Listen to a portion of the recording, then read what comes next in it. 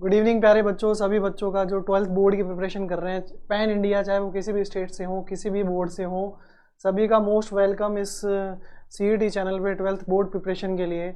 आज बच्चों आपके लिए मैं नया चैप्टर स्टार्ट करने वाला हूँ, दैट इज़ डिटर्मिनेंट। और डिटर्मिनेंट किस तरीके से अपन स्टडी करने वाले हैं, उसमें क्या क्या टॉपिक कवर करेंगे, क्या हम उसके अंदर कॉन्सेप्ट्स आपको पढ़ाने वाले हैं, उसको पहले थोड़ा सा डिस्कस कर लेते हैं, उसके बाद फिर चैप्टर स्टार्ट करेंगे।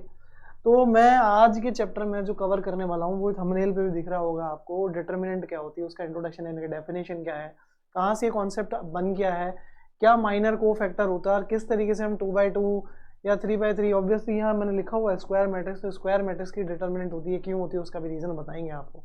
स्टार्ट करें क्लास, चलो। तो देखो बच्चों, सबसे पहले मैं बात करता हूँ आज क्लास में हम क्या क्या कवर करने वाले हैं। तो क्लास के अंदर बच्चों आज सबसे पहले तो मैं ये बात बता दूँ आपको कि एजेंडा क्या रहने वाली है आज क्लास का, वो थोड़ा सा डिस्कस कर लेते हैं ना। तो मैं आपको सबसे पहले बताऊंगा कि भैया डिटर्मिनेंट कैसे आया, डिटर्मिनेंट का एग्जिस्टेंस।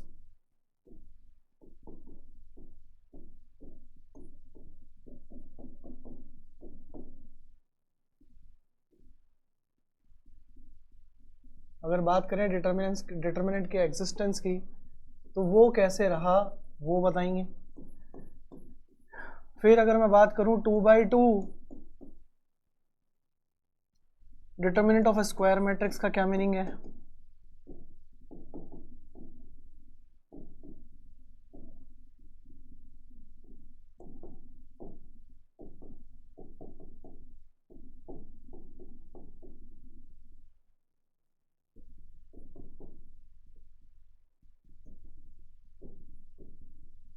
इसी में अपन शामिल करेंगे प्यारे बच्चों माइनर एंड कोफैक्टर्स।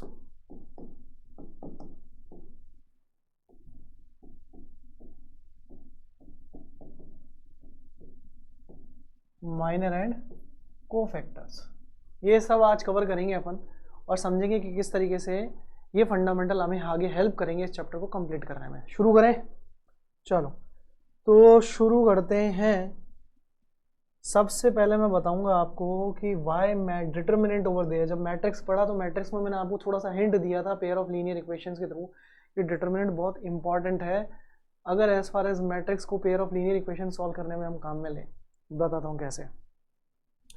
अगर मैं बात करूँ प्यारे बच्चों, तो जैसे आप लोगों ने पेयर ऑफ लीनियर इक्वेशंस पढ़ी होंगी क्लास 10th के अंदर, तो उसमें आपने देखा होगा कि भैया लेट सपोज मैंने कहा कि a1x प्लस b1y प्लस या इज इक्वल टू C1 से लेके चलता है काम, इज इक्वल टू C1 होता है, करेक्ट।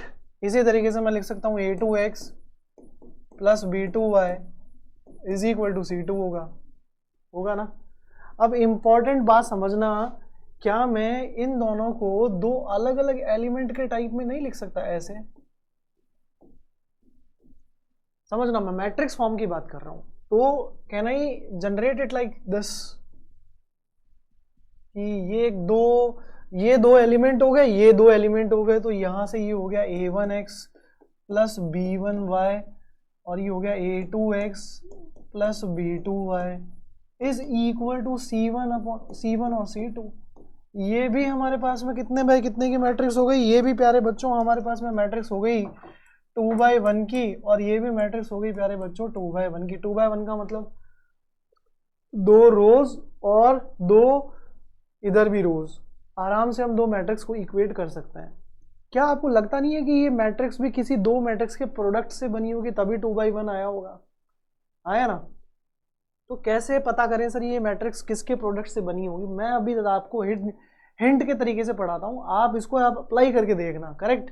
तो मैं जैसे एक बात करता हूँ, लेट सपोज कि ये हमने a1 b1 एक 2x2 a2 b2 2x2 की स्क्वायर मैट्रिक्स उठाई, और यहाँ हमने लिया एक वेरिएबल मैट्रिक्स जिसको आगे हम इक्वेट करने जा रहे हैं भैया C1 C2 के साथ। हाँ है ना, समझ में आ गई होगी बात। फंडामेंटली कोफिशिएंट की मैट्रिक्स है ये क्या बन गई? Coefficient matrix. क्या बन गई प्यारे बच्चों? Coefficient matrix. ये क्या बन गई भाई? ये बन गई सर हमारे पास में वेरिएबल मैट्रिक्स।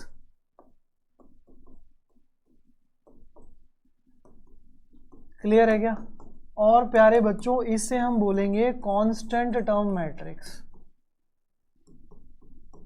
सर ये सब क्यों पढ़ा रहे हो, ये तो डिटर्मिनेंट में है ही नहीं ना अभी। मैट्रिक्स से डिटर्मिनेंट की रिक्वायरमेंट कैसे आई होगी वही बताने की कोशिश कर रहा हूं, समझे कि नहीं समझे। अब इंपॉर्टेंट क्या है भाई, इंपॉर्टेंट ये है कोफिशिएंट की मैट्रिक्स को हम कैपिटल ए से इंडिकेट करते हैं इनटू।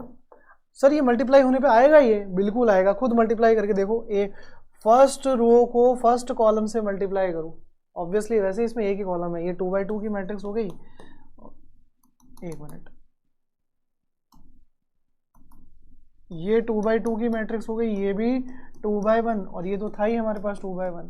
अब इनको मर्ज भी करेंगे तो मैट्रिक्स मल्टीप्लिकेशन तो पॉसिबल है ना, क्यों नहीं है भाई। यहाँ नंबर ऑफ कॉलम्स 2 है, यहाँ नंबर ऑफ रोज 2 है, तो आराम से मल्टीप्लिकेशन पॉसिबल है। मल्टीप्लिकेशन का रीजन समझाया था मैंने, याद है कि नहीं है, जब हमने मैट्रिक्स पढ़ा था चैप्टर। तो 2x2 की मैट्रिक्स को 2x1 की मैट्रिक्स से आराम से मल्टीप्लाई किया जा सकता है। It is multiplicative, yes sir no. It is possible to give a product of these two matrices just because here I am getting 2 columns and here I am getting 2 rows। आराम से product possible है, understood है क्या। अब अगर product आराम से possible है तो इस मैट्रिक्स को हम नाम देते हैं वेरिएबल मैट्रिक्स X और इस मैट्रिक्स को नाम दे देते हैं कोफिशिएंट मैट्रिक्स B। तो ये हमारे पास में मैट्रिक्स फॉर्मेट में पेयर ऑफ लीनियर इक्वेशंस का मैट्रिक्स रिप्रेजेंटेशन हो गया। वो आप प्रोडक्ट करना चाहते हैं तो आप आराम से फर्स्ट रो को फर्स्ट कॉलम से मल्टीप्लाई करें, और मल्टीप्लाई करने का तरीका मैंने बताया था। फर्स्ट रो का फर्स्ट एलिमेंट फर्स्ट कॉलम के फर्स्ट एलिमेंट से मल्टीप्लाई होगा, फिर किसका साइन आएगा, प्लस का। फर्स्ट रो का सेकंड एलिमेंट फर्स्ट कॉलम के सेकंड एलिमेंट के साथ मल्टीप्लाई होगा और प्लस के बाद लिखा जाएगा। ऐसे ही फर्स्ट, अब आगे कोई कॉलम नहीं है तो मैं आगे मल्टीप्लाई भी नहीं कर सकता, इसलिए फर्स्ट रो का फर्स्ट एलिमेंट आके वहीं खत्म हो गया, आगे गया ही नहीं हम। आगे देखो, इस सेकंड रो को फर्स्ट कॉलम से मल्टीप्लाई करेंगे तो क्या आएगा, सेकंड रो फर्स्ट कॉलम, यानी कि A21, यस सर नो। तो अब इंपॉर्टेंट क्या हो गया, फर्स्ट सेकंड रो के फर्स्ट एलिमेंट को फर्स्ट कॉलम के फर्स्ट एलिमेंट से मल्टीप्लाई करेंगे तो A2x आएगा और फिर प्लस का साइन लगाएंगे और फिर B2 इंटू वाई लिखा जाएगा उसके आगे। Now you compare these two matrix and you can write this pair of linear equations, yes और नॉट। तो अब यहाँ तक तो समझ में आ गया होगा कि ये बात तो समझ में चमक गई होगी कि भैया इंपॉर्टेंट क्या हुआ। हाँ बिल्कुल, पेयर ऑफ लीनियर इक्वेशंस को मैट्रिक्स फॉर्म में, मैट्रिक्स फॉर्मेट से पेयर ऑफ लीनियर इक्वेशंस पे स्विच किया जा सकता है, अंडरस्टूड है, डन। अब आ जाओ बेटा, बात इतनी सी आती है कि ये तो समझ में आ गया कि पेयर ऑफ लीनियर इक्वेशन से मैट्रिक्स और मैट्रिक्स से पेयर ऑफ लीनियर इक्वेशंस बनाई जा सकती हैं अगर मैं बात कर रहा हूँ।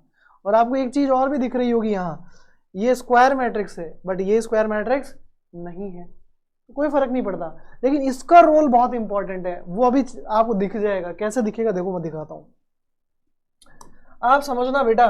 जैसे मैंने लेट सपोज यहाँ पे कहा कि मेरे पास में भैया ये जो पेयर ऑफ लीनियर इक्वेशंस थी जो मैंने बचपन से सॉल्व करता हुआ आ रहा हूँ, इनको सॉल्व करने के लिए मैं एलिमिनेशन मेथड यूज करता था और उससे मैं क्रॉस मल्टीप्लिकेशन मेथड को डिराइव करता था, हाँ या ना। I hope my words are clear. तो उसको फिर कैसे सॉल्व करेंगे सर, सॉल्व करने का तरीका क्या है भैया, सॉल्व करने का तरीका ये है कि आप इसको एलिमिनेट करना चाहते हो और एक्स और वाई की वैल्यू निकालना चाहते हो, वहीं से मैं डिटर्मिनेंट का मतलब रीजन समझाता हूँ क्यों पढ़ा जाता है डिटर्मिनेंट। समझना, क्रॉस मल्टीप्लिकेशन मेथड का डिनोमिनेटर ही एक तरह का डिटरमिनेंट कांस्टेंट वैल्यू होता है, वो 2/2 के डिटर्मिनेंट से ही आता है जो कि एक स्क्वायर मैट्रिक्स का फॉर्मेट होता है, क्लियर है। अब आ जाओ देखो, मैं लेट सपोज एक्स निकालना चाहता हूँ, फिर मैं वाई निकाल के दिखाऊंगा इसी तरीके से, फिर हम कंक्लूजन पे आ जाएंगे कि डिटरमिनेंट का सिग्निफिकेंस कैसे आया, और फिर उसके बाद मैं माइनर को फैक्टर का कॉन्सेप्ट समझाऊंगा।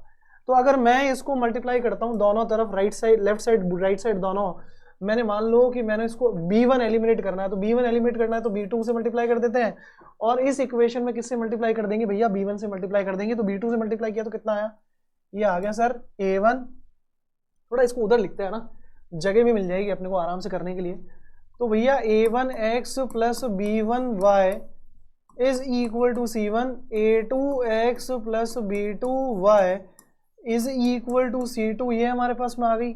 और इसी तरीके से हम यहाँ से निकाल सकते हैं, इसको मल्टीप्लाई करके B2 से एलिमिनेट करके हम मल्टीप्लाई कर देंगे और फिर y एलिमिनेट कर देंगे। अब इसको किससे मल्टीप्लाई करना पड़ेगा, इसको मल्टीप्लाई करना पड़ेगा B1।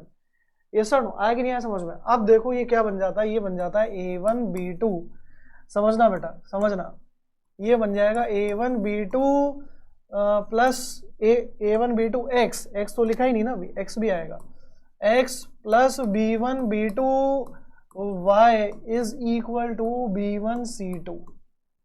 हमने किससे, अच्छा B2 से मल्टीप्लाई किया, तो B2 से मल्टीप्लाई किया तो B2 C1 आएगा ना भाई, A1 B2 x B1 B2 y और B2 C1 आ गया हमारे पास। अंडरस्टूड है क्या? अब इसको किससे मल्टीप्लाई कर रहे हैं, B1 से, याद रखना। तो ये हो गया A2 B1 x plus B1 B2 y is equal to B1 C2। I hope this is understood. अब देखना बेटा इसको आगे कैसे सॉल्व करेंगे। अब मेरे को सिंपल सा रीजन जानता हूं मैं, तरीका जानता हूं, वो क्या सर, सब्ट्रैक्ट करना है और सिंप्लीफाई करना है। सब्ट्रैक्ट करना और बच्चों क्या करना है, सब्ट्रैक्ट करना है, सिंप्लीफाई करना है। ये हमने सब्ट्रैक्ट किया और हमारा कंक्लूजन निकाल लिया कि ये कैंसिल हो रहा है, और यहाँ से x कॉमन ले लेंगे तो क्या बन जाएगा भाई, A1 B2 minus A2 B1 into x is equal to B2 C1 minus B1 C2। ये आ गया हमारे पास, करेक्ट, ठीक है। अब यहाँ से मैं दोनों बता देता हूँ, एक तो सोल्यूशन और एक क्रॉस मल्टीप्लिकेशन का कंपोनेंट, करेक्ट। तो यहाँ से सोल्यूशन तो सीधा सीधा x लिखा जा सकता है B2 C1 minus B1 C2, B2 C1 minus B1 C2 whole divided by A1 B2 minus A1 B2 minus A2 B1, ऐसा नो।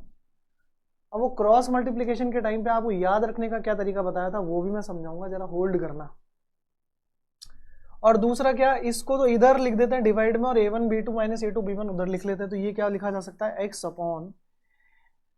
अपॉन क्या लिखेंगे भैया, x upon A1 B1 C2 B2 C1 minus B1 C2 is equal to 1 upon A1 B2 minus A2 B1, ऐसे लिख सकते हैं क्या?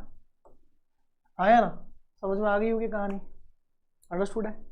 अब जरा ध्यान से देखना, लेट अस सपोज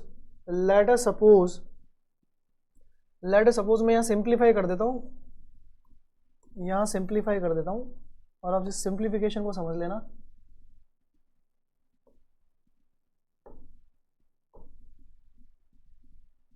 इस सिंप्लीफिकेशन को समझना प्यारे बच्चों, थोड़ा सा इसको मिटा के ऊपर लिखते हैं ना।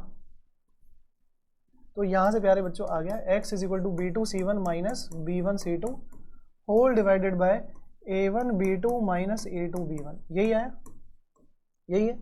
चलो अब देखो, ओके, अब समझना भैया, समझने की बात क्या है, समझने की बात ये है कि मैंने इसको अब मल्टीप्लाई किया है इसको। अब मैं A1 और A2 को कॉरस्पॉन्डिंगली A2 A1 से मल्टीप्लाई करके x एलिमिनेट करूंगा। तो x एलिमिनेट करने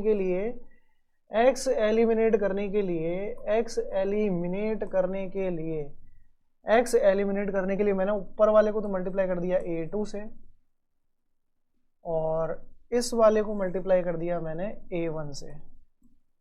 ध्यान से देखना, तो ये क्या बन गई इक्वेशन, ये बन गई A1 A2x plus B1 A2y, ऐसा नो, क्या बन जाएगा, B1 A2y is equal to C1 A2, ऐसा नो। और ये क्या बन जाएगा प्यारे बच्चों, A1 A2x plus A1 B2y is equal to A1 C2। I hope ये समझ में आ गया होगा। अब अगर ये समझ में आ जाता है तो ध्यान से देखना, इसको सिंप्लीफाई करने के लिए कुछ नहीं है बेटा, यहाँ सब्ट्रैक्ट कर देंगे ताकि ये कैंसिल हो जाए वैल्यू ये वाली, और हमारे पास में y कितना आ जाएगा, कॉमन लेने के बाद वो आ जाएगा A2 B1 minus A1 B1 minus A1 B2 is equal to A2 C1 minus A1 C2, ये आ गया। अब बट यहाँ पे एक चीज थी क्या, ये A1 B2 minus A2 B1 था, यहाँ A2 B1 minus A1 B2 है, माइनस कॉमन निकाल के मैं इधर डिवाइड कर सकता हूँ।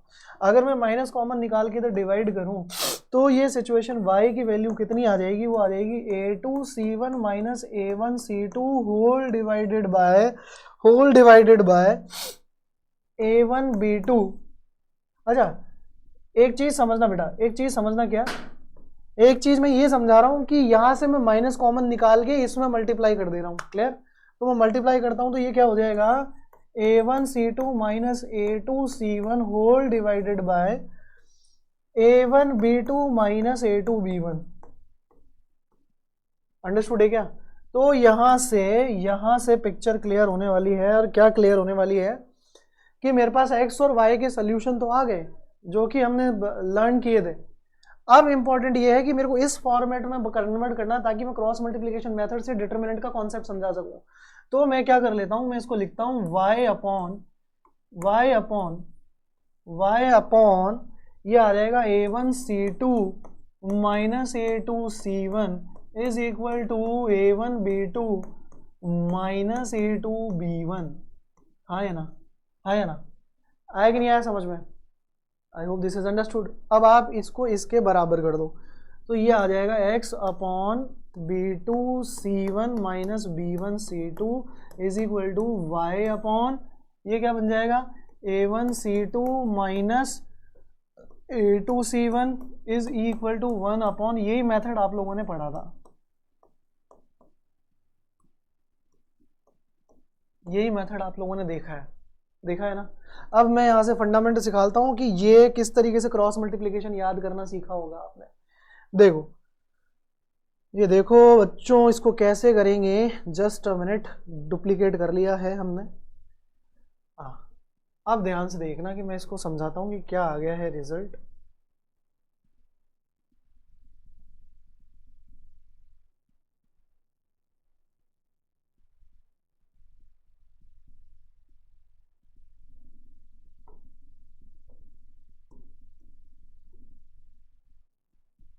समझना ना, आपको ये तो पता ही है कि मैं यहां लिख चुका था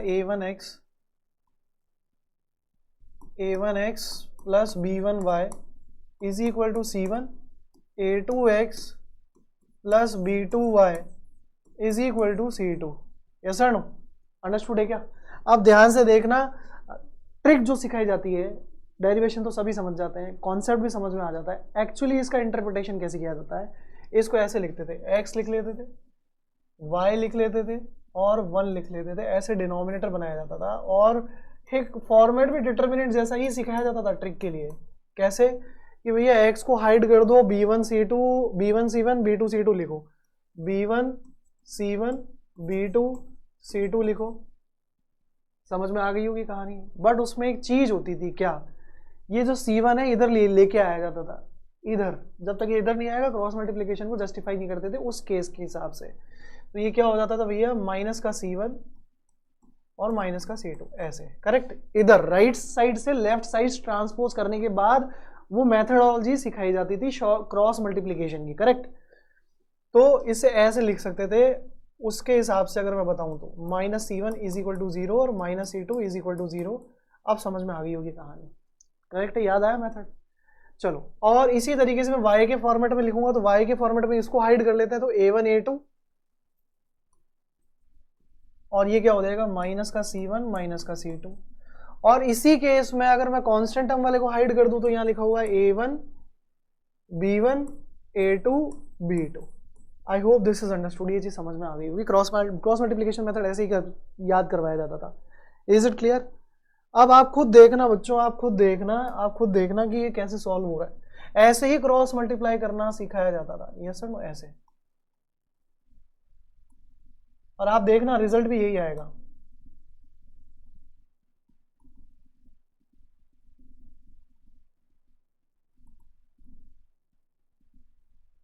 आया कि नहीं आया समझ में? अब आप देखो, ऐसे क्रॉस मल्टीप्लाई करेंगे, देखो ये ना तुम्हारे सामने रिजल्ट है, b1c2 और कैसे लिखेंगे, x अपॉन, देखना b1c2 माइनस साइन है ना, माइनस साइन के साथ माइनस का b1c2 और b2c1 माइनस माइनस प्लस,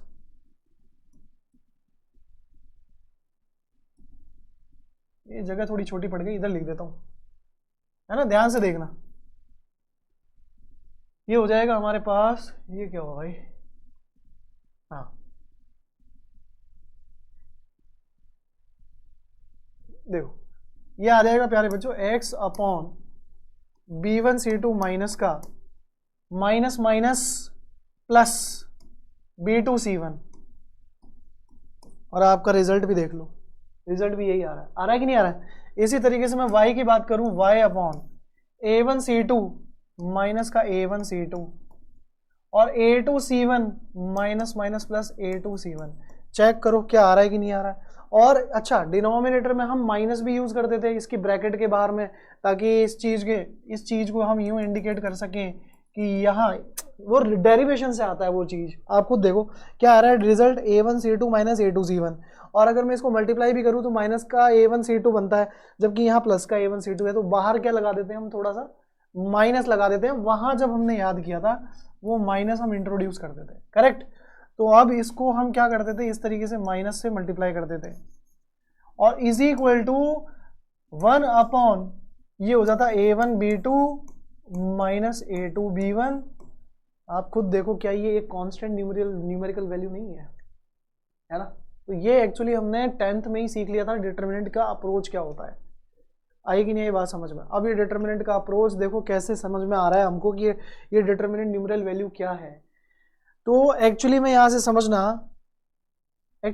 समझना बेटा कि डिटर्मिनेंट क्या है। Determinant now we can understand. अब देखो अपन ने ये चीज समझी कि किस तरीके से पेयर ऑफ लीनियर इक्वेशंस को मैट्रिक्स में रिप्रेजेंट करते हैं। फिर उसके बाद में हमने सीखा किस तरीके से क्रॉस मल्टीप्लिकेशन मेथड से वैल्यू, कांस्टेंट वैल्यू निकाली जाती है। तो क्या मैट्रिक्स से भी इसी तरीके से डिटर्मिनेंट की यही डिटर्मिनेंट होती है। ये जो वैल्यू आई है ना, इसी को हम determinant of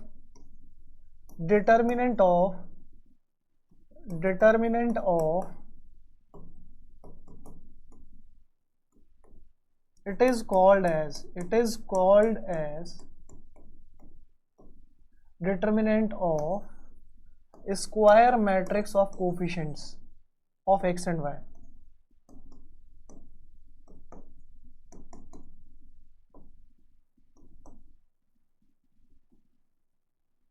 Coefficients of x and y। समझ में आएगी नहीं है क्या कहानी, यही वैल्यू है। आप खुद देखो ना, ए हमने क्या लिखा था, कैपिटल ए हमारा क्या था, कैपिटल ए था हमारा A1 B1 A2 B2। Clear है ये चीज। और इसी चीज को समझना बेटा, इसी चीज को समझना, जो आपकी स्क्वायर मैट्रिक्स है A1 B1 A2 B2, वहीं से ये फंडामेंटल निकला है। इसको मैट्रिक्स ए लिखते हैं इस तरीके से, और एलिमेंट Aij से रिप्रेजेंट करते हैं। और इंपॉर्टेंट क्या है, डिटर्मिनेंट को इस तरीके से रिप्रेजेंट करते हैं, और वहां इस स्क्वायर ब्रैकेट की जगह क्या इंडिकेट कर दिया जाता है, वर्टिकल बार्स। समझ में आएगी नहीं बात, अरे समझ में आएगी नहीं। और यही न्यूमेरल वैल्यू डायरेक्टली हम लिखते हैं A1 B2 minus A2 B1। I hope this is understood कि ये क्या कहना चाह रहा हूं मैं। इसी तरीके से हम 3x3 ऑर्डर की बात करते हैं। जब बात ही 3x3 ऑर्डर की कर रहे हो, तो आई होप ये चीज़ फंडामेंटली सभी को समझ में आ गई होगी इसका क्या मीनिंग है। सर इनको सबको डिटर्मिनेंट फॉर्म में लिखा जा सकता है, बिल्कुल लिखा जा सकता है। अब समझना इसको कैसे डिटर्मिनेंट फॉर्मेट में हम लिख देंगे, वो भी देखना, रुको वो भी बता ही दे रहा हूँ। तो हम इसको इस तरीके से लिख सकते हैं। हम कैसे लिख सकते हैं इसको, इस तरीके से।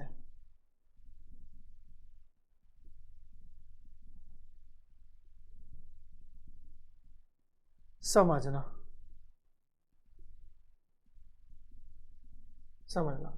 एक यूनिफॉर्मिटी बताता हूं मैं ना, किस तरीके से इसको डिटर्मिनेंट के फॉर्मेट में यूनिफॉर्मिटी से लिख पाएंगे हम। अब वो है कैसे, ऐसे x डिवाइडेड बाय, आप लिखो डिटर्मिनेंट ऑफ,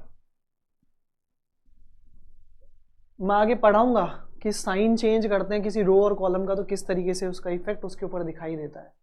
जैसे ही मैं इन दोनों का पोजीशन चेंज कर दूंगा तो ये बन जाएगा हमारे पास में C1 C2 B1 B2, और एक साइन बाहर माइनस का आएगा, लेकिन इनके साथ में इंटरचेंज होके पॉजिटिव बन जाएगा। फंडामेंटल क्लियर, कोई डाउट? आ गया समझ में? चलो इसी तरीके से आप मल्टीप्लाई करके देखो ना, C1B2 जो हमने रिजल्ट निकाला था, देखो ये नहीं, बताता हूं, इसको मिटा देते हैं, और इसको याद रखिएगा। देखो इस रिजल्ट से और इस रिजल्ट से कंपेयर करके अपन अपना डिटर्मिनेंट फॉर्मेट बना देते हैं दोनों का। कौन सा? इसका। देखो x अपॉन, जब मैं आपको सिखाऊंगा properties of determinant, actually properties of determinant तो एलिमिनेट हो चुका है आपके सिलेबस से, उसमें हम बताते हैं कि किस तरीके से दो रोज और दो कॉलम को इंटरचेंज कर दे तो साइन चेंज हो जाता है डिटर्मिनेंट की वैल्यू का। समझ में आ रही बात? इससे ही समझ लो, जैसे मान लो डिटर्मिनेंट, अगर ये determinant A1 B1 A2 B2 जो मैं कह रहा था, उसकी वैल्यू अगर A1 B2 minus A2 B1 होती है, तो बेटा इन दोनों की पोजीशन अगर चेंज कर दूं तो B1 B2 A1 A2 अगर लिख दूं तो क्या बन जाएगा? देखो ध्यान से देखना, B1 A2, इसको आप A कह दो, डिटर्मिनेंट A, करेक्ट? बहुत ज़्यादा बड़े बार्स बना दिए। डिटर्मिनेंट A अगर मैं इसको कह रहा हूँ तो ध्यान से सुनना, ये हो गया B1 A2 minus B2 A1, yes sir no? और ये कुछ नहीं है, माइनस कॉमन अगर मैं ले लूँ बेटा, माइनस अगर हम कॉमन ले लें तो ये लिखा हुआ है A1 B2 minus A2 B1। अब आप खुद समझ सकते हो कि जैसे ही मैंने ये कॉलम इस कॉलम के साथ यहाँ इंटरचेंज किया था तो ये नेगेटिव टाइम्स डिटर्मिनेंट A हो गई। अब मैं इसको अगर B मान लूँ तो your B after changing the columns position is now negative times the determinant of the A। Done. ये एक प्रॉपर्टी है जो कि एलिमिनेट हो चुकी है। अब प्रॉपर्टी आपके सिलेबस में नहीं, लेकिन कितना काम किया ये यहाँ देखना, आपको समझ में आएगा। कैसे सर?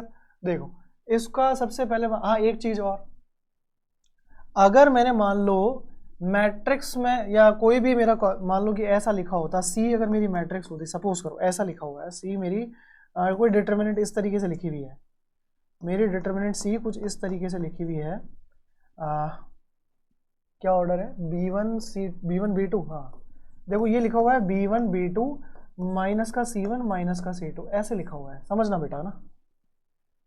अब अगर मैं इसके कॉलम को माइनस से मल्टीप्लाई कर दूं, समझना, इसके कॉलम को अगर मैं माइनस से मल्टीप्लाई कर दूं तो डिटर्मिनेंट के ऊपर कोई फर्क नहीं पड़ेगा। समझ रहे हो? सॉरी, डिटर्मिनेंट में तो फर्क पड़ेगा, एक माइनस बाहर लग जाएगा।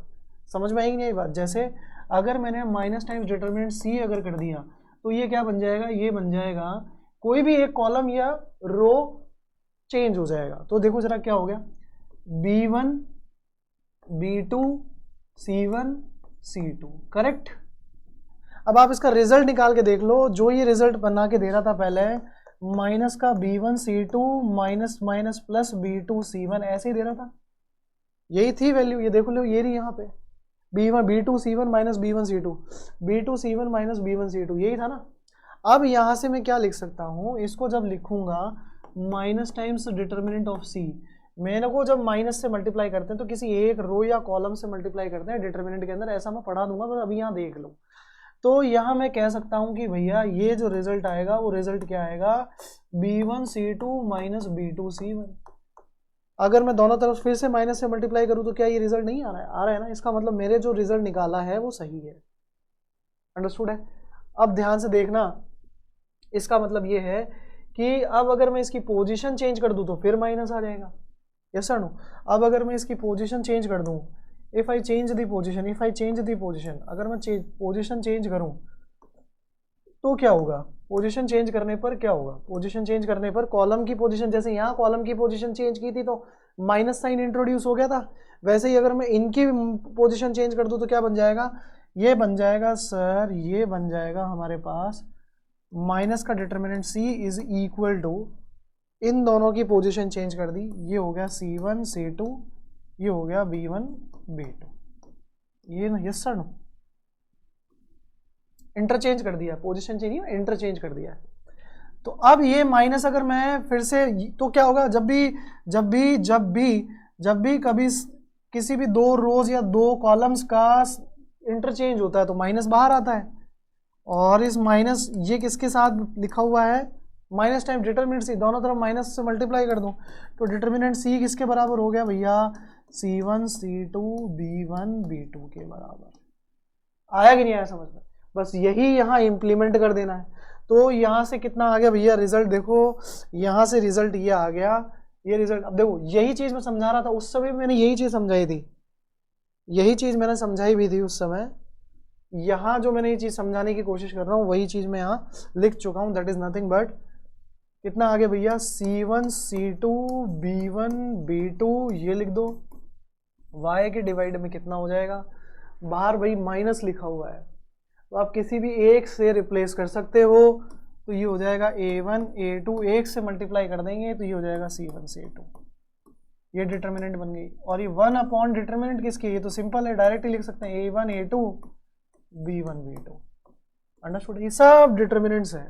अब आप सोचो कि solution of pair of linear equation के नीचे डिनोमिनेटर जो क्रॉस मल्टीप्लिकेशन मेथड से आता है वो एक्चुअली में एक numerical constant value of the square matrix of a determinant of A square matrix होता है। Is it clear? समझ में आई बात? आई होप दिस इज अंडरस्टूड, ये चीज़ समझ में आ गई होगी। अब इसी तरीके से फंडामेंटल हम आगे लेके चलते हैं, किसका आगे मैं आपको बताता हूँ फंडामेंटल। ये हम जो पढ़ा रहे हैं, जो मैं समझाना चाह रहा था वो एक्चुअली मैं किसका समझाना चाह रहा था। इसी तरीके से आप 3x3 ऑर्डर की मैट्रिक्स के लिए भी ले सकते हैं। 3x3 ऑर्डर की मैट्रिक्स का मतलब A1x B1y plus C1z is equal to D1 is equal to D1 A2x plus B2y plus C2z is equal to D2 A3x plus B3y plus C3z is equal to D3। आया कि नहीं आया समझ में? आ गया? ये क्लियर है ये चीज? आप ध्यान से देखना, इसको मैं मैट्रिक्स फॉर्मेट में लिखने की कोशिश करूंगा तो क्या लिखूंगा भाई, ऐसे। ये हो गया A1x plus B1y plus C1z A2x plus B2y plus C2z, और ये हो गया A3x plus B3y plus C3z is equal to constant matrix that is D1 D2 D3। तो फिर आप ये कहना चाहते हो सिमिलरली सर जो हमने 2x2 के लिए किया था वैसा का वैसा इसका रिजल्ट भी हो रहा होगा, मतलब आप ये कहना चाहते हो एक 3x3 कोफिशिएंट मैट्रिक्स होगी और उसको हम मल्टीप्लाई कर रहे होंगे वेरिएबल मैट्रिक्स 3x1 से, तो कंपेयर कर रहे होंगे एक C मैट्रिक्स ले लेते हैं, नई कांस्टेंट मैट्रिक्स ले लेते हैं उससे, या इसको वेरिएबल मैट्रिक्स भी कह सकते हो आप। इसको वेरिएबल मैट्रिक्स अगर बोलेंगे तो ये हो गया x, तो ये कांस्टेंट मैट्रिक्स हम b मान लो, तो ये भी कितना आ जाएगा 3/1। तो इंपॉर्टेंट क्या हो गया सर, इंपॉर्टेंट तो ये हो गया कि इसका भी प्रोडक्ट बनाया जा सकता है बिल्कुल कोफिशिएंट मैट्रिक्स, यानी कि A1 A2 A1 B1 C1 A1 B1 C1 A2 B2 C2 A3 B3 C3, ये 3/3 की स्क्वायर मैट्रिक्स होगी भाई। अब इसको वे सेपरेट कर दिया हमने वेरिएबल x y z से, और इसको बराबर इक्वेट कर रहे हैं, इनका दोनों का प्रोडक्ट निकालेंगे तो रिजल्ट हमारे पास वही बनेगा जो कि मैं यहाँ दिखा चुका हूँ। Yes sir no? आई कि नहीं आई बात समझ में? आप चाहे तो मल्टीप्लाई करके देख लीजिए। तो फिर आप इससे ये भी समझना बेटा, ये जो आपने रिजल्ट लिखा है इसको जरा गौर से देखो। अगर गौर से देखें तो भैया x के नीचे जो ये पर्टिकुलर है इसको मैं D1 बोलता हूँ, इसको मैं D2 बोलता हूँ, और इसको डिटर्मिनेंट D बोल लो, डेल्टा बोल लो, कुछ भी बोल लो। मान लो डिटर्मिनेंट D से रिप्रेजेंट किया है, डिटर्मिनेंट D2 से, और डिटर्मिनेंट D1 से। तो ये D1 के अंदर क्या चीज ऑब्जर्व कर रहे हो कि जो भैया ये कांस्टेंट टर्म आ रही है वो किसकी जगह आ रही है, x के कोफिशिएंट की जगह। ये जो कांस्टेंट टर्म आ रही है यहाँ पे वो किसकी जगह आ रही है, y के कोफिशिएंट की जगह, क्योंकि हाइड भी हम ट्रिक से सीखते हैं तो y के कोफिशिएंट को हाइड करना ही सीखते हैं। और लास्टली ये जो डिटर्मिनेंट आ रही है तो वो किससे आ रही है, कांस्टेंट टर्म अगर हाइड कर ले तो A1 B1 A2 B2 से आ रही है। तो इसका मतलब तो सर यहाँ पे भी हम ऐसा ही एक रिजल्ट प्रोड्यूस कर सकते हैं, बना सकते हैं, ऐसा आप कहना चाह रहे हो? बिल्कुल सही समझ रहे हो, मैं यही कहना चाह रहा हूँ। I hope this is understood to all. तो सर इसका मतलब क्रॉस मल्टीप्लिकेशन मेथड से 3/3 का रिजल्ट भी प्रोड्यूस किया जा सकता है। बेहतरीन समझ गए अब तुम, इसे ऐसा ही कहना चाह रहा था मैं। अंडरस्टूड है ये बात? तो अब इसका मतलब ये हो गया, इसका मतलब ये हो गया कि सर आप ये कहना चाह रहे हो, आप ये कहना चाह रहे हो कि इस मैट्रिक्स में, इस पर्टिकुलर सिचुएशन में जो हमें यहाँ ऑब्जर्व हो रही है, उसे भी हम बना सकते हैं एक 3/3 की डिटर्मिनेंट का क्रॉस मल्टीप्लिकेशन सिचुएशन। यस और नो? बिल्कुल सही कह रहे हो आप। ऐसे लिख सकते हैं x अपॉन 3/3 की डिटर्मिनेंट, ऐसे y अपॉन 3/3 की डिटर्मिनेंट, ऐसे ही z अपॉन 3/3 की determinant is equal to 1 upon 3/3 की डिटर्मिनेंट। कैसे सर? 2/2 को याद करो, सबसे लास्ट में क्या आता है? कोफिशिएंट। तो कोफिशिएंट कौन कौन से हैं यहां से देखो, a1 b1 c1, a2 b2 c2, a3 b3 c3। Yes sir? और यहाँ z के नीचे जो डिटर्मिनेंट आएगी उसमें z के कोफिशिएंट से कौन रिप्लेस होने वाला है? Constant term.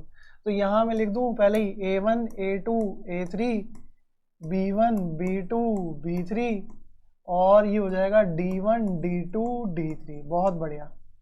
फिर इसी तरीके से y के कोफिशिएंट रिप्लेस हो जाएंगे। तो यहाँ क्या आएगा? a1 a2 a3, यहाँ आ जाएगा d1 d2 d3 और यहाँ आ जाएगा प्यारे बच्चों c1 c2 c3 जो कि कोफिशिएंट है किसके? z के। इसी तरीके से सबसे पहले जब x की बारी आएगी तो यहाँ d1 d2 d3 आएगा, यहाँ आएगा b1 b2 b3, यहाँ आएगा c1 c2 c3। और इसे आप नाम भी दे सकते हैं। इसे नाम क्या देंगे? इसे नाम दे सकते हैं कि ये डिटर्मिनेंट को बोलेंगे d1, ये डिटर्मिनेंट को बोलेंगे d2 और इस डिटर्मिनेंट को बोलेंगे d3 और ये हो गया आपका डिटर्मिनेंट कैपिटल D। यहीं से सिस्टम ऑफ कंसिस्टेंसी सबका रिलेशन निकलेगा, बट मैं अभी वो डिस्कस नहीं करूँगा। अभी ये समझने के लिए ज़्यादा ज़रूरी है कि इसका सोल्यूशन मैंने क्यों निकाला है। ऐसा समझ में आ गई होगी बात कि अब डिटर्मिनेंट आ गई है हमारे पास 3/3 ऑर्डर की। तो यहाँ से एक चीज़ समझ में आई क्या? एक चीज़ ये समझ में आई कि जब भी हम डिटर्मिनेंट की बात कर रहे हैं तो वो हमेशा स्क्वायर मैट्रिक्स के ओरिएंटेड ही निकल रही है। हम बाकी मैट्रिसेस की, बाकी जो और डिफरेंट ऑर्डर की मैट्रिसेस हैं उसमें हम इस डिटर्मिनेंट की बात नहीं करेंगे। तो डेफिनेशन क्या हो गई? यहाँ से मैं कह सकता हूँ कि डिटर्मिनेंट क्या है। What is determinant? What is determinant? अब इतना सब कुछ जान लिया तो व्हाट इज डिटर्मिनेंट क्या बोलेंगे भाई? डिटर्मिनेंट क्या होती है? Determinant it is the numerical constant value obtained by the square matrix। ठीक है, it is the numerical constant value always, numerical constant value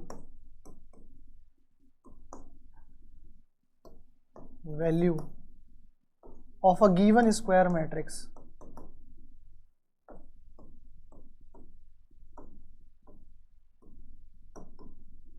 समझ में आएगी नहीं आई बात? अंडरस्टूड है? और उसमें भी सबसे इंपॉर्टेंट बात क्या है? इंपॉर्टेंट बात ये है कि भैया जो आप न्यूमेरिकल इनकॉन्स्टेंट वैल्यू की बात कर रहे हैं, जो स्क्वायर मैट्रिक्स की बात कर रहे हैं, तो वो हमेशा स्क्वायर मैट्रिक्स का ही डिटर्मिनेंट लेगा और किसी मैट्रिक्स का डिटर्मिनेंट नहीं निकल सकता। क्लियर ये चीज? Square matrix is mandatory for there to find the determinant of the given square matrix. Is it clear? Understood है ये बात? अब इंपॉर्टेंट क्या है इसमें? अब एक इंपॉर्टेंट बात और बताता हूँ कि it is redenoted by, it is denoted by determinant of given matrix like ऐसे। समझ में आया कि नहीं आया? अंडरस्टूड है? And if a is the matrix a1 b1 a2 b2, वो ऑलरेडी निकाल चुके हैं, हम बता भी चुके हैं। यस और नो? ये 2/2 की स्क्वायर मैट्रिक्स हो गई।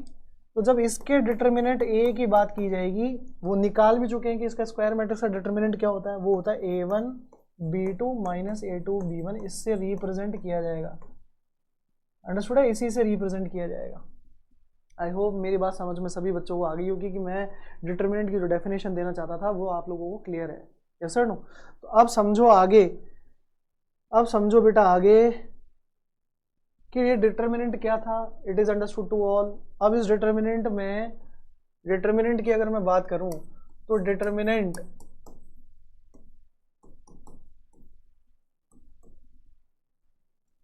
is obtained always from square matrix.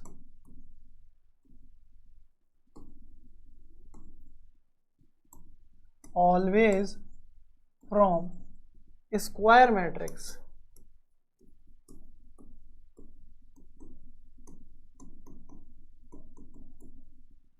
Understood है क्या? दूसरी बात, चाहे 3/3 हो, चाहे 2/2 हो, चाहे 4/4 हो, या फिर 1/1, डिटर्मिनेंट हमेशा एक न्यूमेरिकल कांस्टेंट वैल्यू को ही रिप्रेजेंट करता है, that is always fine. Yes और नो? अब मैं आपको सिखाता हूँ यहाँ एक छोटा सा concept of minor and cofactor, तब हम 3/3 के डिटर्मिनेंट का एक्सपेंशन भी सीखेंगे और उससे बताएंगे आपको कि उसको रिजल्ट कैसे आया। वैसे अगर मेरे आपको 3/3 के डिटर्मिनेंट निकालने का एक तरीका बता देता हूँ, वो तरीका आपको हमेशा अप्लाई करना है, आपके वो सारस मेथड नहीं तो मैं वो आपको बता देता।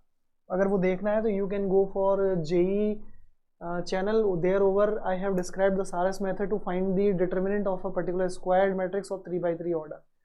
देखो A1 B1 C1 A2 B2 C2 A3 B3 C3, ये हमारे पास में डिटर्मिनेंट है of the square order of 3/3। अब इसको मल्टीप्लाई करने, इसका डिटर्मिनेंट निकालने का क्या तरीका है, वो है A1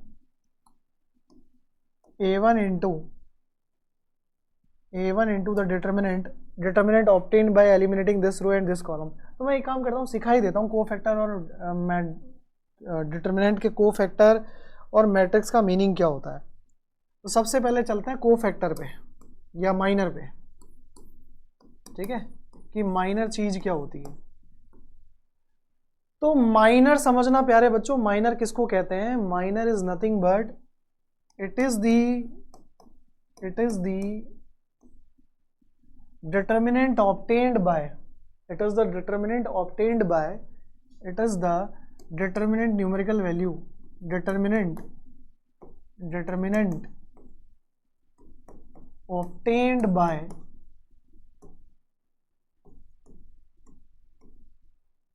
eliminating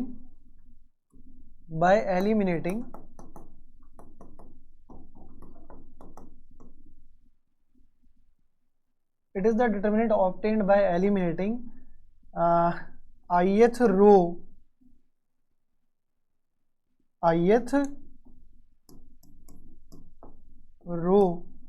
or and jth column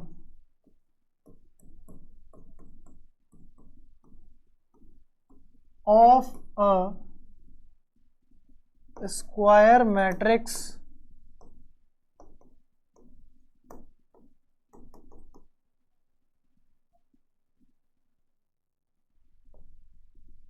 determinant square matrix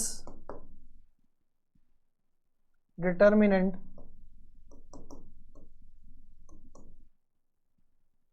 column of an element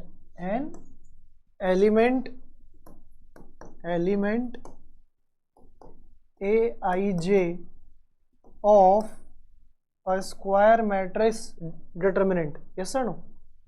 understood है क्या? तो अब इसका मीनिंग क्या हुआ सर? जैसे मान लो मेरे पास में एक स्क्वायर मैट्रिक्स है A, माइनर समझ में आ गया कि माइनर क्या हो गया? माइनर समझा देता हूँ, पहले एक छोटा एग्जांपल लेते हैं फिर 3/3 पे आएंगे।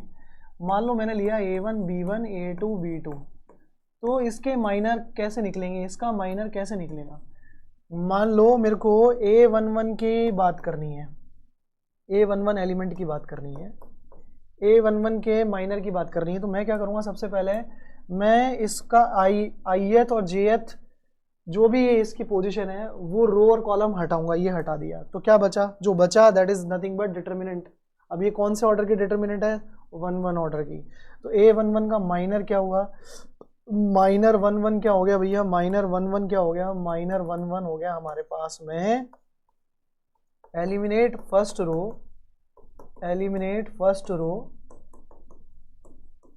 And first column. समझ में आएगी नहीं बात? फर्स्ट रो फर्स्ट कॉलम हटाओगे तो भाई क्या मिल जाएगा? जो बच गया वही आपके डिटरमिनेंट है। कौन से ऑर्डर की? 1/1 की। क्लियर है चीज? तो ये आ गया हमारे पास में B2। ऐसे ही अगर आपको M12 निकालना है तो क्या करोगे? फर्स्ट रो और सेकंड कॉलम हटाओगे, जो बच गया वो क्या है? A2। इसी तरीके से मैं M21 निकालूंगा, 21 निकालूंगा तो क्या हो जाएगा, सेकंड रो और फर्स्ट कॉलम हटाना है, जो बच गया वो क्या हो गया, B1। और इसी तरीके से M22 निकालना है, 22 निकालना है, तो इसका मतलब सेकंड रो और सेकंड कॉलम हटाया तो क्या आ गया भैया हमारे पास में, A1। आया कि नहीं आया समझ में, अंडरस्टूड है क्या? I hope this is clear to all the students कि ये चीज़ कैसे निकाली जाती है, क्लियर है क्या? अब आ जाओ, ये तो थे माइनर। आप बोल रहे थे सर ये तो डिटर्मिनेंट होंगे, तो बिल्कुल डिटर्मिनेंट ही है। कौन से ऑर्डर का डिटर्मिनेंट है? ये ऑर्डर है 1 बाय 1 का। ये कौन से ऑर्डर का डिटर्मिनेंट है? अरे सिंपल सा लॉजिक है, अगर किसी मैट्रिक्स में कोई मैट्रिक्स ए, अगर लेट्स सपोज बी मैट्रिक्स को डिफाइन किए, बी एक मैट्रिक्स है और उसमें सिर्फ एक ही एलिमेंट है, तो उसका ऑर्डर क्या लिखा जाएगा, 1 बाय 1। तो उसका डिटर्मिनेंट अगर बोलोगे बी का, तो that will be only this single element determinant, that is 1 by 1 order. तो वो एक ही तो एलिमेंट है, तो वही डिटर्मिनेंट वैल्यू है उसकी। तो यहाँ से ये क्या आ जाएगा, B1 B2, ये B1 हो गया, A2 हो गया, A1 हो गया या B2 हो गया, ये सब क्या है, 1 बाय 1 के स्क्वायर मैट्रिक्स के डिटर्मिनेंट है। क्लियर है चीज? अब देखना बेटा, ये माइनर का कॉन्सेप्ट था। अब कोफैक्टर क्या होता है, इसी से कोफैक्टर से ही डिटर्मिनेंट का कॉन्सेप्ट समझाऊंगा। क्लियर? चलो नेक्स्ट देखना, कोफैक्टर क्या होता है।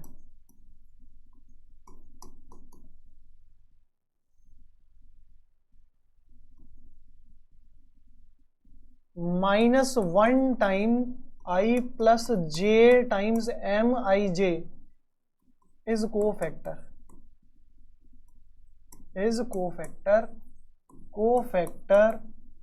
of a minor MIJ. What is cofactor? Cofactor is -1 to the power I plus J, MIJ is a cofactor of minor MIJ.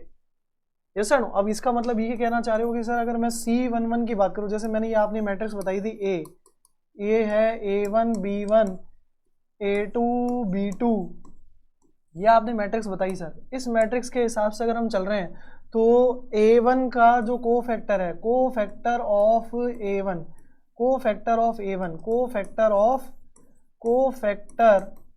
Of A1 की बात करें तो उसको हम रिप्रेजेंट करेंगे C11 से। और C11 का मतलब सब आप ये कहना चाह रहे हो कि -1 to the power I plus J, यानी कि 1 + 1 M11 होगा, बिल्कुल होगा। और M11 क्या पढ़ा था आपने, M11 पढ़ा था B2। तो B2 इसका मतलब ये हो गया -1 का स्क्वायर B2। तो बिल्कुल आपके पास C11 जो निकल के आया वो निकल के आया B2। समझना बेटा, बहुत ध्यान से समझना इस चीज को। इसी तरीके से कोफैक्टर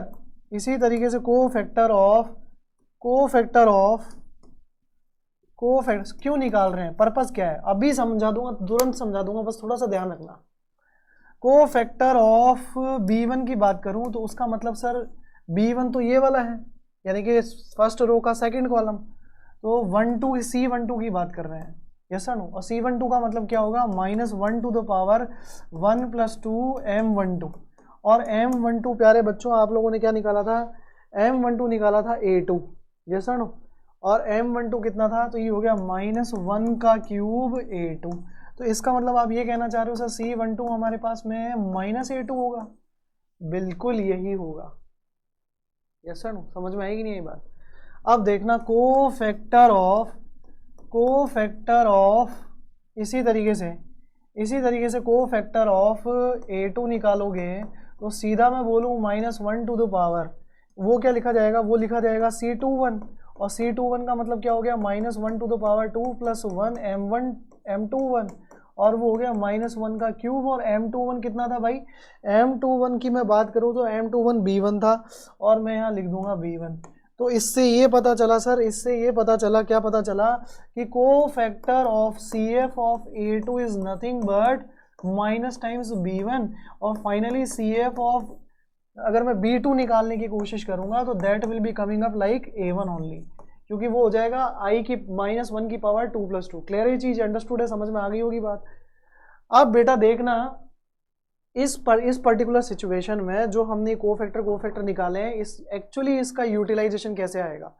आप लोगों ने अभी थोड़ी देर पहले ये देखा था कि डिटर्मिनेंट A जो थी स्क्वायर मैट्रिक्स, जिस कोफिशिएंट मैट्रिक्स यानी कि A1 B1 A2 B2, वो आपने कहां से निकाली थी? क्रॉस मल्टीप्लिकेशन मेथड से, उसी का नाम दिया था ना डिटर्मिनेंट। तो ये लिखा था आपने a1 b2 minus a2 b1, यही लिखा था। अब जरा सा आप चेक करना, जरा ध्यान से देखना, बहुत ध्यान से देखना, क्या कि a1 क्या है? What is a1? a1 is my first element, यानी कि मैं उसको कह सकता हूं 1 एलिमेंट, a11 है, पोजीशन का एलिमेंट बोल लो, स्मॉल a11 बोल लो, जो बोलना है आप उसका वो नाम दे सकते हो। अंडरस्टूड है क्या? a11 एलिमेंट बोल सकते हो ऐसे। What is b2 now? b2 अगर मैं देखूं तो भैया ये सामने वाला एलिमेंट है, यस और नो, यानी कि इसी का कोफैक्टर है। इसी का क्या है भैया? कोफैक्टर, यस और नो। तो मैं क्या लिख सकता हूं कि सर ये तो C11 है, ठीक है। अब आ जाओ B1 पे। B1 क्या है? A12 है सर, और ये क्या है? A2 with minus sign A2 है ना? तो माइनस के साइन के साथ A2 क्या है? ये है सर इसी का कोफैक्टर, वो भी माइनस साइन के साथ। तो यहां से मैं क्या लिख सकता हूं? ये सर C12 है और बीच में प्लस आ गया। बीच में क्या आ गया भाई? प्लस आ गया। अब आप खुद देखो A11 क्या है मेरा? फिर से लिखता हूं मैं A1। C11 क्या है मेरा? C11 A1 का कोफैक्टर यानी कि B2, यस सर नो। तो यहां से आइडेंटिफाई हो गया, यहां से क्या आइडेंटिफाई हो गया? C11 है मेरे पास में B2 और C12 है मेरे पास में माइनस का A2, यस सर नो। समझ में आएगी ये बात? तो यही चीज मैं लिखना चाहता था एज। अब आराम से आइडेंटिफाई करो, अब आराम से आइडेंटिफाई करो, क्या ये चीज समझ में आ रही है? क्या ये चीज समझ में आ रही है? C12 क्या है? माइनस का A2। तो इससे क्या पता चला? इससे ये पता चला व्हेन एनी रो और column, when any row or column is multiplied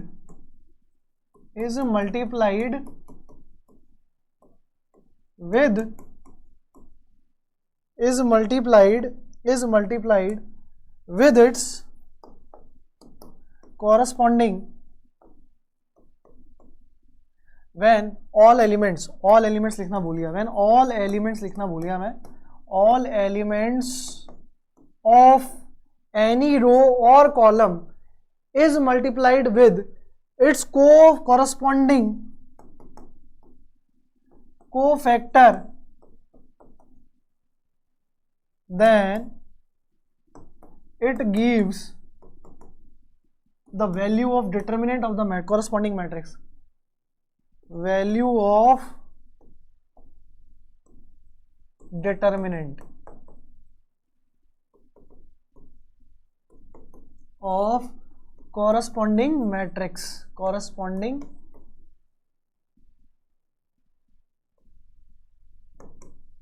square matrix. समझ में आएगी नहीं है कहानी भाई? अगर ये बात समझ में आ जाती है, अगर ये बात समझ में आ जाती है तो आप लोगों को ये समझ में आ गया होगा कि किस तरीके से अपने को ये करना है, सॉल्व करना है, सिंप्लीफाई करना है। और अपन यहाँ जो कॉन्सेप्ट सीख रहे हैं वो डिटर्मिनेंट का एग्जिस्टेंस कैसे आया, कोफैक्टर कैसे डिटर्मिनेंट देते हैं, ये फंडामेंटल आप लोगों को क्लियर हो गया होगा बच्चों। तो अब आगे देखो, तो इसी का मतलब सर इसी तरीके से मैं 3/3 की मैट्रिक्स का डिटर्मिनेंट निकाल सकता हूँ। बिल्कुल वही समझाने वाला हूँ मैं, ध्यान से देखना। लेट सपोज कि जो एक मैट्रिक्स मैंने जो 3/3 के pair of triplets of 3 variable linear equation का मैट्रिक्स अलग किया था कोफिशिएंट का, उससे अपन कोफैक्टर माइनर के थ्रू डिटर्मिनेंट कैसे निकालेंगे। चले आगे। तो लेट सपोज मेरे पास में वो डिटर्मिनेंट मैट्रिक्स था, वो मैट्रिक्स था हमारे पास में A1 A2 A3 B1 B2 B3 C1 C2 C3। Clear है क्या? यहां तक समझ में आ गया होगा। और इसी से हम यहां से निकालेंगे डिटर्मिनेंट, यानी कि डिटर्मिनेंट A। और वो कैसे निकालेंगे? वो ऐसे निकालेंगे, ध्यान से देखना। A1 B1 C1 A2 B2 C2 A3 B3 C3, ऐसे। अंडरस्टूड है क्या? अब अगर मैं ये फंडामेंटल लेके चलूँ, फंडामेंटल अगर मैं लेके चलूँ तो यहीं से डिजाइन होता है वो फंडामेंटल जिस जो अभी अभी मैंने pair of linear equation in two variable के देखा, उसकी कोफिशिएंट की मैट्रिक्स क्या देखा, वो ऐसा ही इस पे एप्लीकेबल होने वाला है। कहने का मतलब अगर मैं ये रो और ये कॉलम एलिमिनेट कर दूं तो फर्स्ट, यानी कि पहले तो मैं माइनर्स की बात कर लेता हूँ ना। तो अगर मैं बात करूँ भाई इसका माइनर यानी कि minor 1 of this matrix A is what, तो सिंपल सा लॉजिक है, इसे हटाओ, जो बच गया ये माइनर है, जो बच गया ये माइनर है, that is nothing but B2 C2 B3 C3। कैसे मिला? एलिमिनेट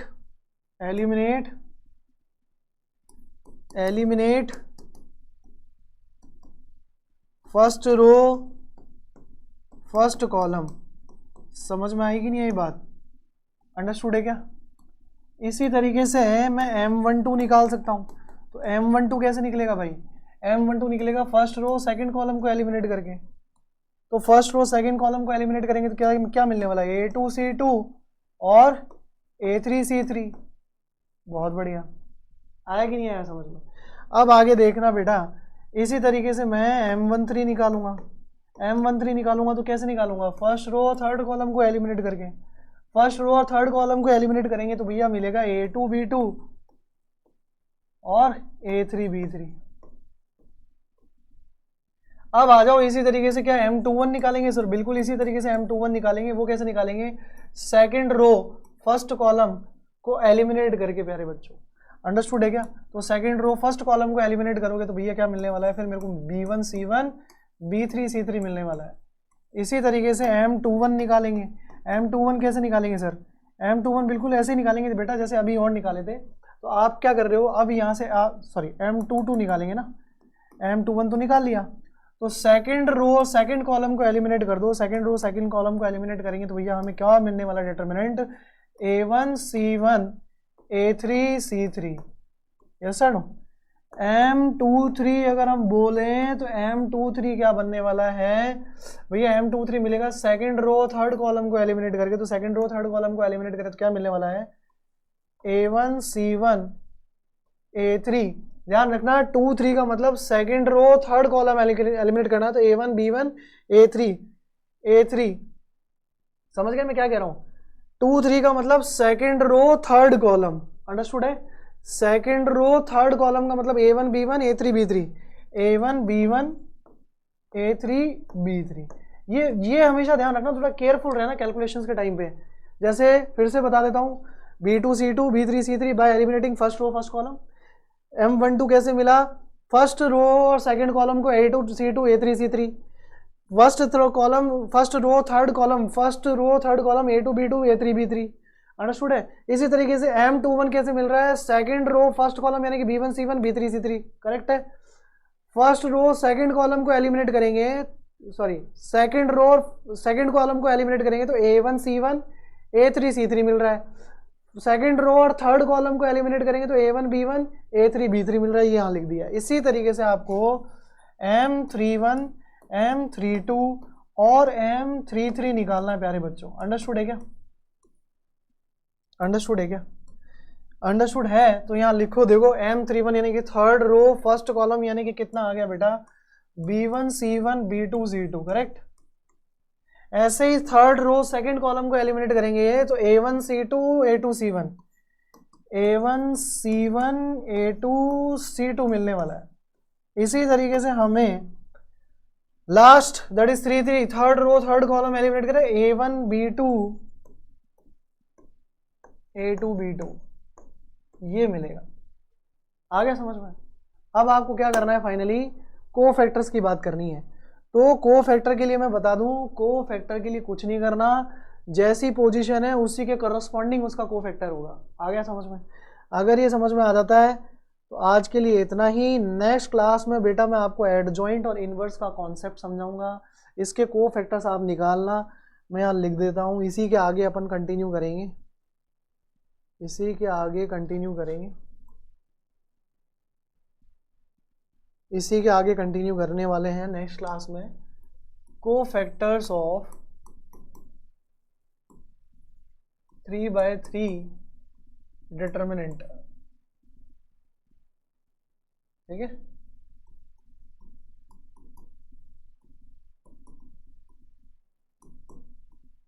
देखो जैसे अभी निकाला था अपन ने, तो यहाँ से अगर मैं बात करूँ A1 B1 C1 A2 B2 C2 A3 B3 C3, correct क्या? इसी के कोफैक्टर्स की बात करूँ C11 C12, ये अपन नेक्स्ट क्लास में हैंडल कर रहे होंगे। C14 नहीं C21 C22 C23, इसी तरीके से C31 C32 C33, ये आप लोग ट्राई करना, जस्ट ट्राई दीज आउट, इन सभी को ट्राई करना है,